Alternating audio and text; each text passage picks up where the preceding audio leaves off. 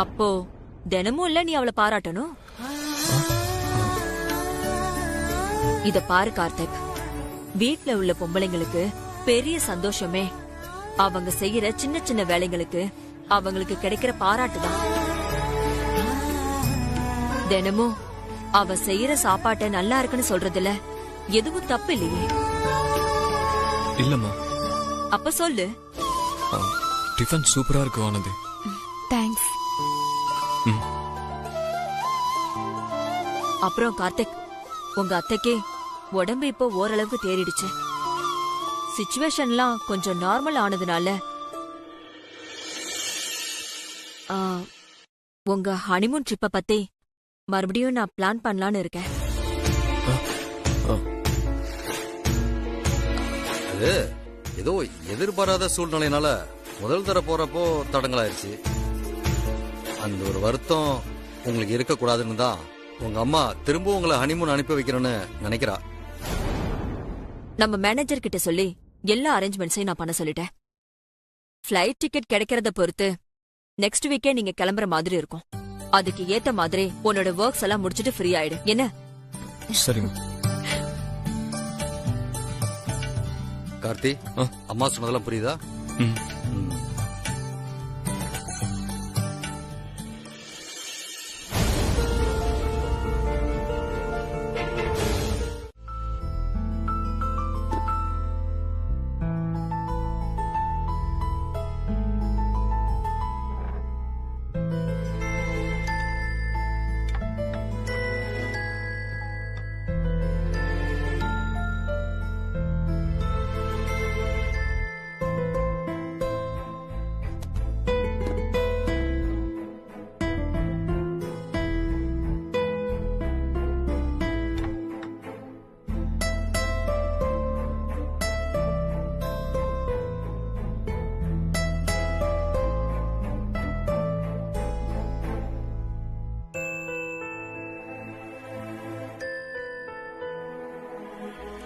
இங்க இன்னொரு தோசை.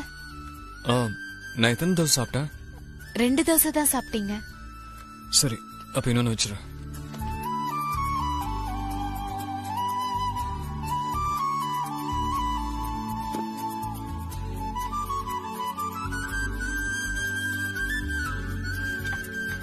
என்னங்க, நான் போய் 2 தோசை ஊத்தி எடுத்துட்டு வரேன்.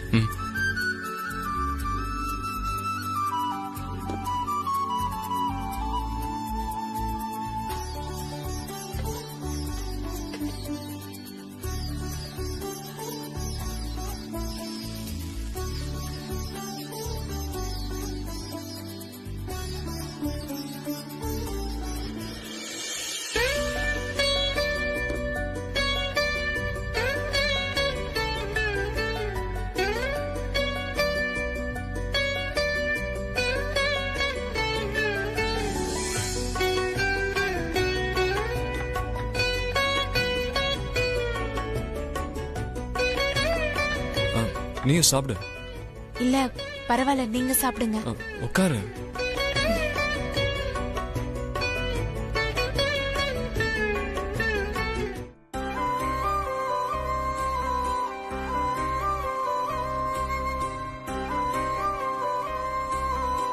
இன்னொரு தோசை.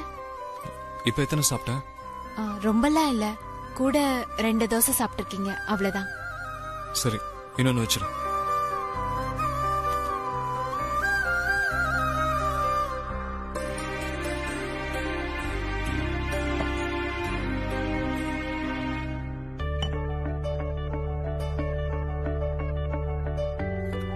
நீ செஞ்சிருக்கிற சட்னி எங்க அம்மா வைக்கிற மாதிரி இருந்துச்சு. அதுக்காகவே இன்னைக்கு நிறையவே சாப்பிட்டேன். It's nice. நீ சாப்பிட்டியா?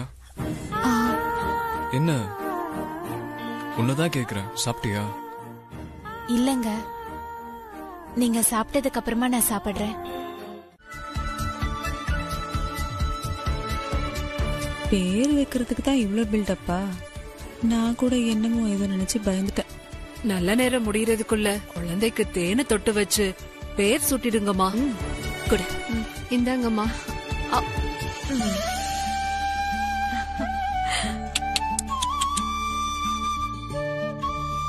ஏய் குழந்தை அப்படியே அவங்க அம்மா மாதிரியே இருக்கா. உனக்கு முத குழந்தை பெண் குழந்தையா பிறந்திருக்க. ரொம்ப அதிர்ஷ்டசாலி. இனிமே உனக்கு எல்லாமே நல்லதா தான் நடக்கும். எல்லாம் உங்க ஆசீர்வாதம் தான்மா. அம்மா குழந்தைக்கு பேர் வச்சிருக்கம்மா. சரி. வானதி, வானதி, வானதி. இந்த பேரை வச்சதுக்காகவே உன் பொண்ணு எவ்வளவு நியாயமா உண்மையா இருப்பான்னு பாரு. வானதி,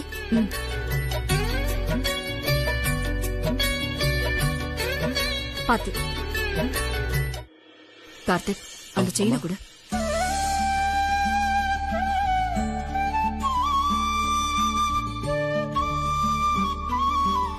இதை இந்த குட்டி வானதிக்கு நான் கொடுக்கிற குட்டி பரிசு.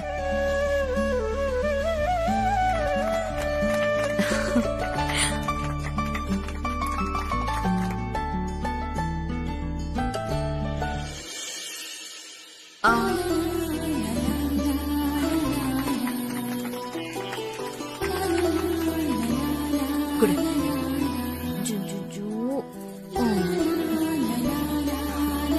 கார்த்திக்,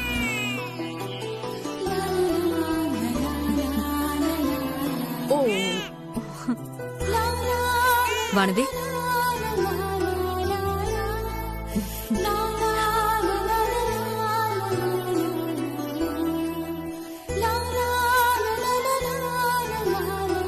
எங்க வீட்டு குழந்தைக்கு பேர் வச்ச ராசி உங்க வீட்டுக்கு பேர குழந்தை சீக்கிரமா வரணும்.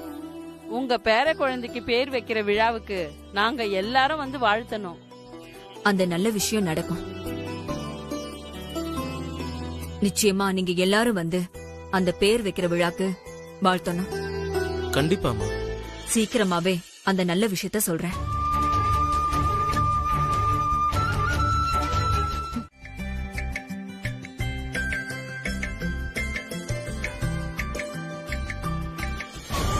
எல்லார் முன்னாடியும் என்னை பத்தி பெருமையா நீங்க பேசினது உங்களுக்கு வேணா சந்தோஷமா இருக்கலாம். ஆனா என் மனசு முழுக்க நீங்க வச்சிருக்கிற நம்பிக்கைக்கு தகுதியானவ நான் இல்லைன்ற குற்ற உணர்ச்சி மட்டும்தான் இருந்துச்சு. என்னை பத்தின எந்த உண்மையையும் உங்ககிட்ட இருந்து மறைக்க கூடாதுன்னு நான் நினைச்சாலும் இப்போதைக்கு அதெல்லாம் மறைக்க வேண்டிய கட்டாயத்துல நான் இருக்கேன். நான் உங்களுக்கு செய்யற இந்த துரோகத்துக்கு என்ன மன்னிச்சிருங்கம்மா.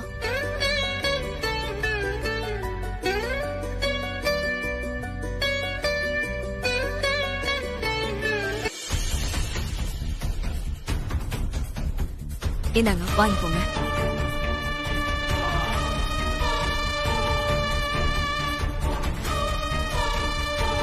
வானதி, வானதி,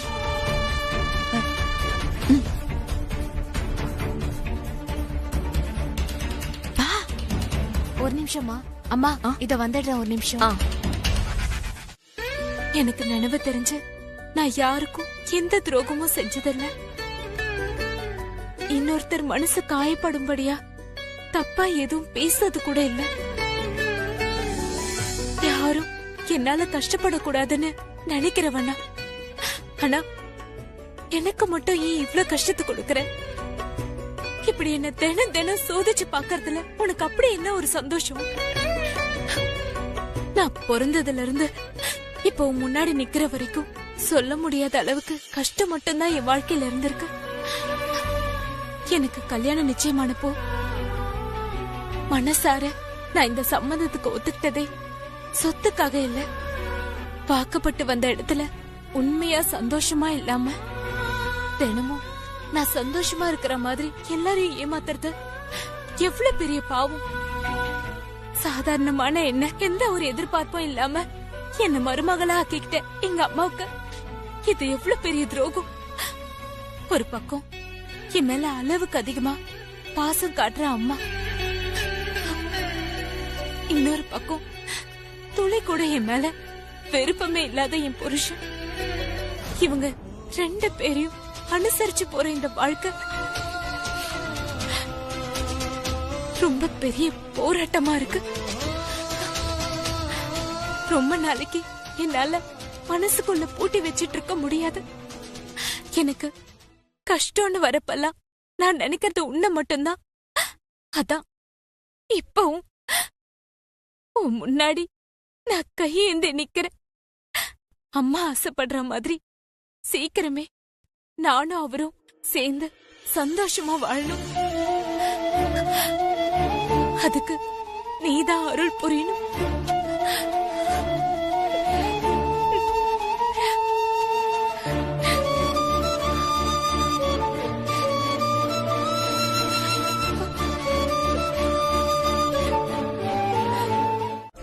ரொம்ப குளிருது. நான் தான் அப்பவே ஏசி ஆஃப் பண்ணிட்டேனே, அப்புறம் என்னாச்சு? அது உடம்புக்கு முடியலங்க, ரொம்ப அசதியா இருக்கு.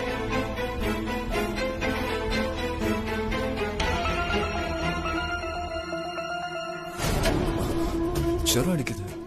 என்ன இப்படி இருக்க? இதெல்லாம் நானா கேட்டதான் சொல்லுவியா என்ன? எப்படி குதிக்குது பாரு. இப்ப நான் இது கேட்கலன்னா நைட்டு முழுக்க இதை சொல்லாமே படுத்திருப்பல. சரி, கொஞ்சம் இரு, இதோ வரேன்.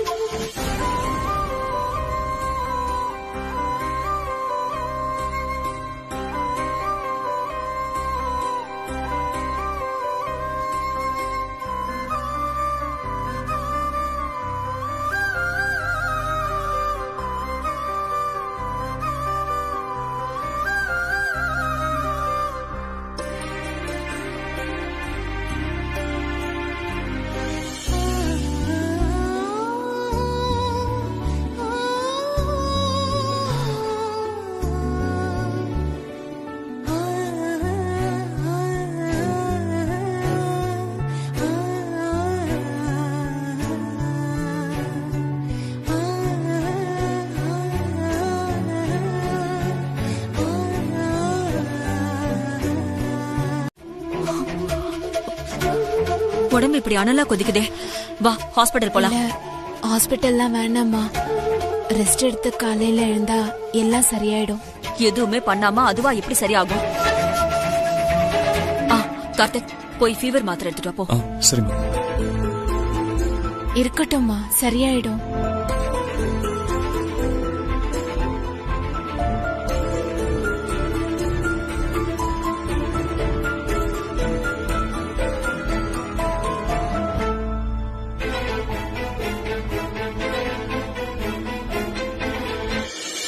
வீட்ல எல்லா வேலையும் இழுத்து போட்டு செய்யாதன்னு உன்கிட்ட எத்தனை தடவை சொல்லிருக்கேன். ரெஸ்ட் இல்லாம வேலை செஞ்சா இப்படிதான் உடம்பு சரியில்லாம போகும். அதெல்லாம் ஒண்ணும் இல்லம்மா, இது சாதாரண காய்ச்சல் தான், சீக்கிரம் சரியாயிடும்.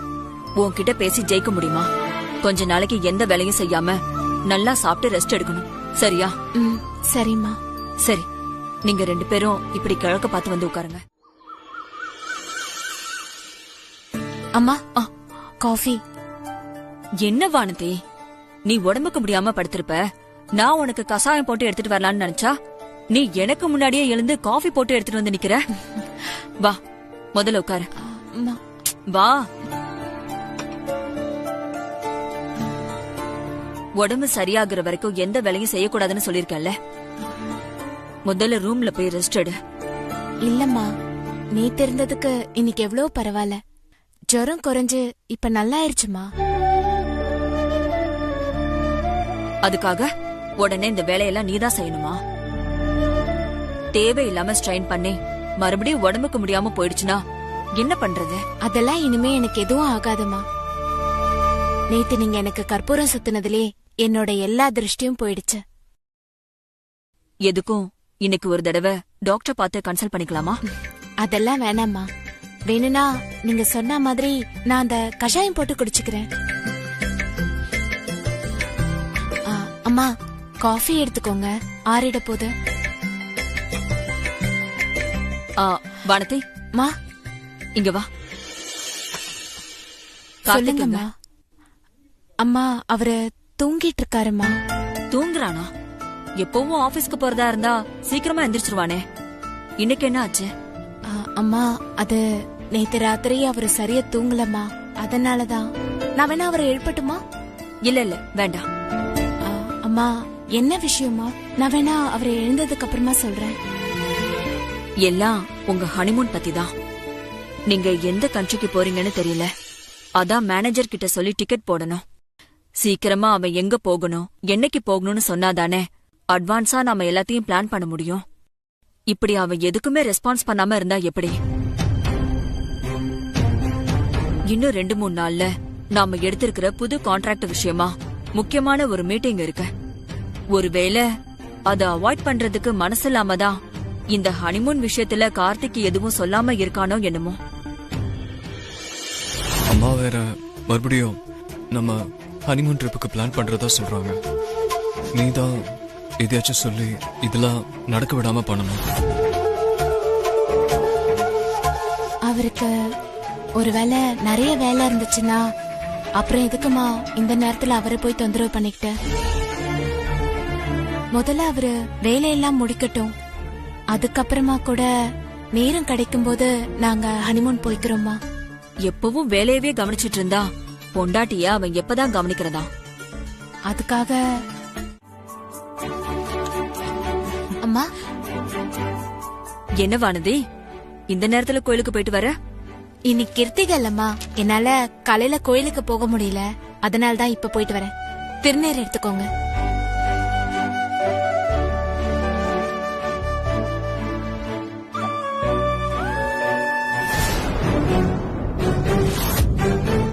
குமுதா, இதோ வரமா.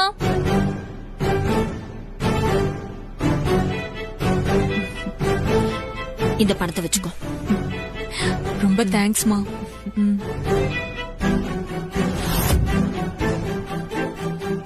அம்மா ஜூஸ். புடவையெல்லாம் நான் உன்கிட்ட தானே கொடுத்தேன். அம்மா நான் தான் வாங்கினேன். ஜூஸ வச்சுட்டு போ. சரிங்கம்மா.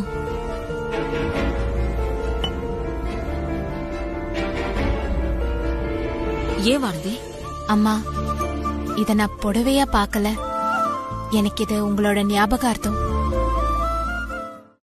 என்ன முதல் முறையா எங்க ஊர் கோயில்ல வச்சு பார்த்தப்போ இந்த புடவையதான் நீங்க கட்டியிருந்தீங்க. உங்களுக்கு அது ஞாபகம் இருக்கா இல்லையான்னு தெரியல, ஆனா உங்களை பார்த்த அந்த முதல் சந்திப்ப ஆயுசுக்கும் என்னால மறக்க முடியாதுமா. என் வாழ்க்கை மொத்தமும் மாற ஆரம்பிச்சது அன்னையில இருந்துதான். அன்னைக்கு இந்த புடவையில உங்களை பார்த்தது இன்னும் என் கண்ணுக்குள்ளேயே இருக்குமா. சின்ன வயசுல இருந்தே என் அம்மா முகத்தை நான் பார்த்ததே இல்ல, ஆனா உங்களை முதல் முறையா பார்த்தப்போ இப்போ என் அம்மா ஏன் கூட இருந்திருந்தா பாக்கறதுக்கு இப்படிதான் இருந்திருப்பாங்களோன்னு அன்னைக்கு தோணுச்சு. அப்படிதான் இந்த புடவை உங்களை பத்தின ஞாபகங்கள் எல்லாத்தையும் சேர்த்து வச்சிருக்கு. அப்படிப்பட்ட இந்த புடவைய அவ்வளவு சீக்கிரம் என்னால விட்டு கொடுத்துட முடியாதுமா. காலத்துக்கும் உங்களோட ஞாபகமா அது என் கூடவே இருக்கணும்னு நினைக்கிறேன். உண்மை எதுவோ அததாம்மா சொல்றேன். எனக்காக நீங்க எடுத்துக்கிட்ட சிரமத்துக்கெல்லாம் நான் என்ன கைமாறு செய்ய போறேன்னு எனக்கு தெரியலம்மா. நான் எதையும் எதிர்பார்த்து உன்னை படிக்க வைக்கல. மருத்துவம் வியாபாரம் இல்ல, அது ஒரு மகத்தான சேவைன்னு நினைக்கிற உன்ன மாதிரி ஆளுங்க தான் மெடிக்கல் ஃபீல்டுக்கு தேவை. மனசாட்சிக்கு விரோதம் இல்லாம உன்னை நம்பி வர ஏழை ஜனங்களுக்கு உன்னால முடிஞ்ச உதவிய பண்ண, அது போதும் எனக்கு. கண்டிப்பாம்மா, நீங்க என் மேல வச்சிருக்க நம்பிக்கைய நான் எப்பவும் காப்பாத்துறேன். இன்னைக்கு உங்களை பார்த்து பிளெஸிங்ஸ் வாங்கிட்டு கார்த்திகோட கல்யாணத்துக்கு வர முடியாம போச்சு, அதான் நேர்ல பாத்துட்டு போலான்னு வந்தம்மா. பிரதர் ஒரு நிமிஷம் இந்தாங்க, இது என்னோட சின்ன கிஃப்ட். வாங்குங்க. வானதி வா. Happy married life. Thank you. இந்தாங்க வாங்க. Thanks again. கங்க்ராட்ஸ். உட்காரு. உட்காரு. என் பாரிவு, இவங்க கல்யாணத்துக்கு கிஃப்ட் கொடுத்ததெல்லாம் சரிதான். உன் கல்யாணம் எப்போ?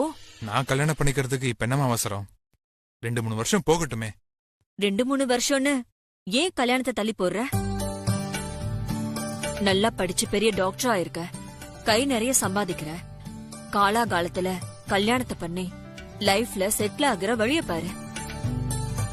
உன்னோட ஃபியூச்சர் லைஃப பத்தி ஏதாவது பிளான் வச்சிருக்கியா? எனக்கு தெரிஞ்ச எந்த பிளானும் இல்லம்மா. நான் எங்க அப்பா அம்மா பாக்குற பொண்ணதான் கட்டிக்கணுங்கிறதுல உறுதியா இருக்கேம்மா. இந்த காலத்து பசங்க இப்படி பேசுறத கேட்கவே சந்தோஷமா இருக்க. கார்த்திக் கூட ஒன்ன மாதிரிதான். என்ன ஆனாலும் ஏன் விருப்பப்படிதான் கல்யாணம் பண்ணிக்கணும்னு உறுதியா இருந்தான். இத்தனைக்கும் நிச்சயதார்த்தம் முன்னாடி வரைக்கும் அவன் வானதி போட்டோ கூட பார்க்கல. எப்படியும் அவனுக்கு ஏத்த மாதிரி ஒரு பொண்ணதான் நான் பாப்பேன்னு அவனுக்கு என் மேல அவ்வளவு நம்பிக்கை.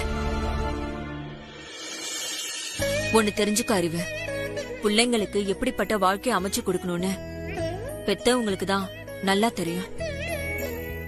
அவங்க அமைச்சு கொடுக்கற வாழ்க்கை தான் என்னைக்கும் சந்தோஷமா இருக்கும். இப்ப உதாரணத்துக்கு கார்த்திக் வானதியே எடுத்துக்கோ. கல்யாணத்துக்கு முன்னாடி வரைக்கும் அவங்க யாரு என்னன்னு ஒருத்தருக்கு ஒருத்தர் தெரியாது. ஆனா இப்போ அவங்க 2 பேரும் அவ்வளவு ஒத்துமையா இருக்காங்க. புருஷன் பொண்டாட்டிக்குள்ள அப்படி ஒரு புரிதல். அவங்க 2 பேரும் ஒருத்தருக்கு ஒருத்தர் அன்பாவும் அனுசரணையாவும் இருக்கிறத பாக்கும்போது லவ் மேரேஜை விட அரேஞ்ச் மேரேஜ் மேல இன்னும் அதிகமா எனக்கு நம்பிக்கை வருது. உன் ஆசைப்படியே உன் அப்பா அம்மா பேச்ச கேட்டு கல்யாணம் பண்ணிக்கிட்டதுக்கு அப்புறம் எப்போ நான் உங்ககிட்ட வந்து பேசினாலும் தயங்கி பயத்தோட தான் பேசுறேன். என்ன புரிஞ்சுக்க கொஞ்ச நாள் காத்துருன்னு சொன்னீங்க. ஆனா அதுக்காக நீங்க எந்த முயற்சியும் பண்ண மாதிரி எனக்கு தெரியல. சீக்கிரமே நீங்க என்ன புரிஞ்சுக்கிட்டு என் கூட சேர்ந்து வாழ அந்த ஆண்டவன் தான் அருள் புரியணும்.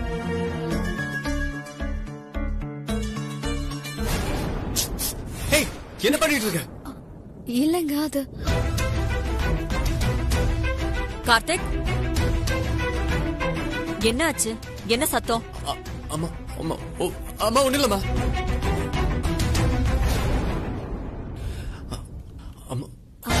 அது வந்து அம்மா அவரு தூங்கிட்டு இருக்கும் போது நெத்தியில திருநீர் வச்சு விட்டேன். பாவம் என்னமோ ஏதோன்னு தெரியாம பயந்து சத்தம் போட்டுட்டாரு. அவ்வளவுதாம்மா, வேற ஒண்ணும் இல்ல.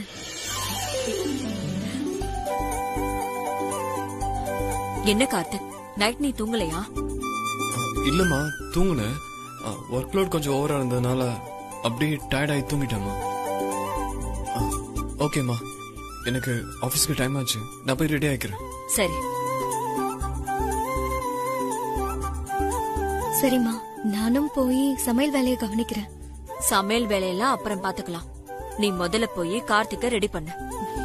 இத கூட பிரசாதம் நீ போ, நான் பாத்துக்கிறேன்.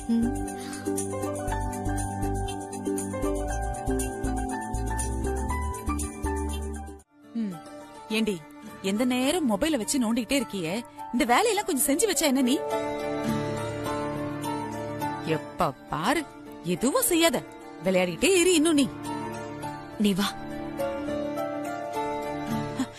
சம்மந்தியம்மா வாங்க. ஆர்த்தி, என்ன பண்ணிட்டு இருக்க? சும்மா மொபைல் தான் பாக்குறேன். வானதி, சொன்னதெல்லாம் புரிஞ்சதில்ல? புரிஞ்சதுமா. ஆர்த்திக்கு நல்ல புடவை கட்டிவிட்டு நகையெல்லாம் போட்டு ரெடி பண்ணு. சம்மந்தியம்மா, ஆர்த்திய ரெடி பண்ணணுமா? என்னங்க ஆச்சு? அன்னைக்கு மாதிரி உங்க சிநேகிதக்காரங்க யாரையாவது பாக்குறதுக்கு நம்ம வெளியே போறோமா இல்ல என்னன்னு தெரியலீங்களே. நம்ம எங்கே போறதில்ல, நம்மள தேடிதான் அவங்க வர போறாங்க. அவங்க வர போறாங்களா? எனக்கு ஒண்ணும் புரியலீங்களே சம்பந்தியம்மா. இன்னைக்கு ஆர்த்திய பொண்ணு பார்க்க வராங்க.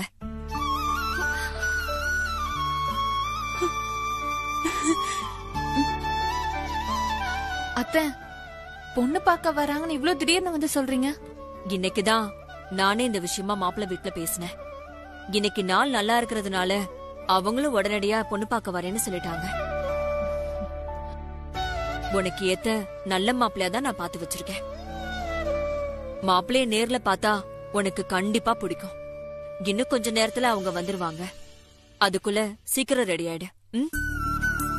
வானதி, ஆர்த்திய நல்ல அலங்காரம் பண்ணி கூட்டிட்டு வர வேண்டியது உன்னோட பொறுப்பு. சரிம்மா.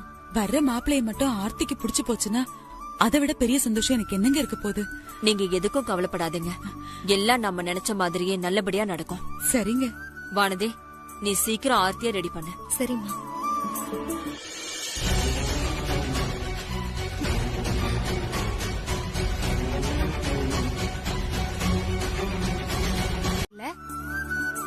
பின்ன சம்மந்தி அம்மா பார்த்த மாப்பிள்ளையாச்சே, பொருத்தம் இல்லாம போயிடுமா?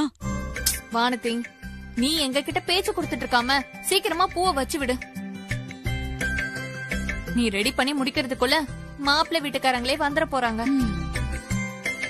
ஏற்கனவே ஆர்த்திய பொண்ணு பார்க்க வந்தப்ப கூட நீதான் அவளை அழகுபடுத்தி எல்லாம் ஜோடிச்ச.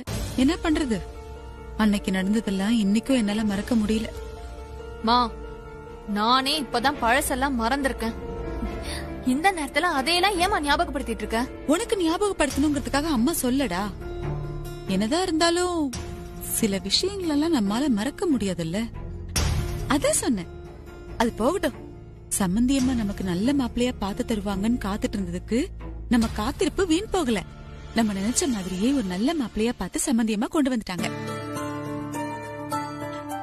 வானதி, உனக்கு தான் நன்றி சொல்லணும்.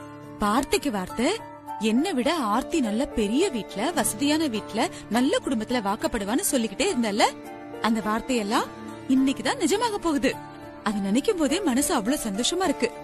ஆனா என்ன, கல்யாணத்துக்கு அப்புறம் உன் வாழ்க்கைதான் கேள்விக்குறி ஆயிடுச்சு. வருத்தம் தான். ஆனா ஆர்த்தி வாழ்க்கை அப்படிலாம் ஆயிடக்கூடாது. அவளாவது போற இடத்துல நல்ல சந்தோஷமா நிம்மதியா புருஷன் கூட சிரிச்சு பேசி நல்லா இருக்கணும். பெத்தவளுக்கு அதை விட வேற என்ன சந்தோஷம் இருக்கும் போது? ஏன் வானதி, அம்மா சொல்றது சரிதானே? ஆர்த்தி, போன குடிடி. அதான் மாப்பிளைய பாத்துட்டல, ஓயாம பாத்துக்கிட்டு சீக்கிரம் ரெடி ஆயி வா. அவங்க எல்லாம் வந்துட்டு போறாங்க. வானதி, ரெடி பண்ணி கூட்டிட்டு வந்துரு.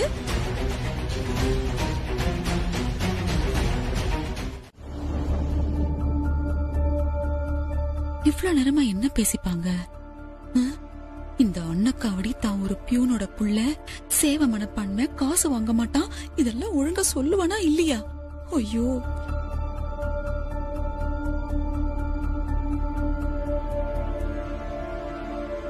இதோ வந்துட்டாங்க ரெண்டு பேரும்.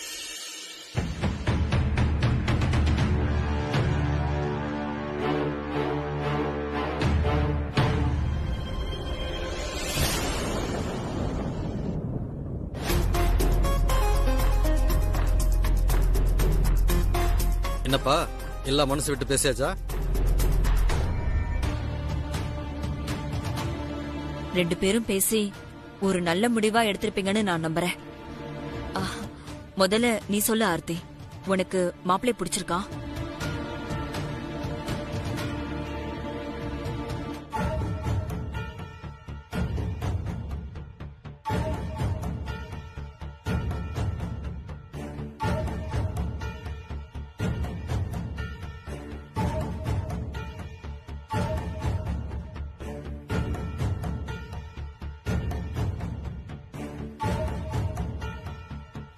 மா, வெக்கப்படாம சொல்லுமா.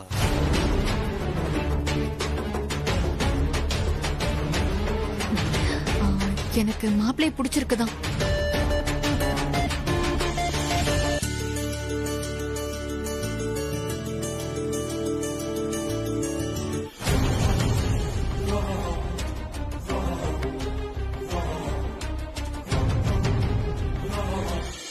ரொம்ப சந்தோஷம் ஆர்த்தி. இத்தனை நாளா உன் கல்யாணத்தை நினைச்சு கவலையில இருந்த உன் அப்பாவுக்கு நீ சொன்ன இந்த வார்த்தை தான் ரொம்ப பெரிய ஆறுதல்.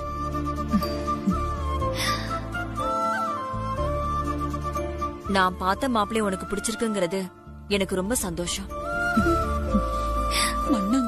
எங்களுக்கும் ரொம்ப சந்தோஷமா. சம்மதம் சொன்னீங்கன்னா பொண்ணுக்கு இப்பவே பூ வச்சிருவோம். நீங்க என்ன சொல்றீங்க? இருங்கம்மா, மாப்பிள்ளைய பிடிச்சிருக்குன்னு ஆர்த்தி சொல்லிட்டா. ஆனா மாப்பிள்ளை என்ன ஒரு விருப்பத்தை சொல்லவே இல்லையே.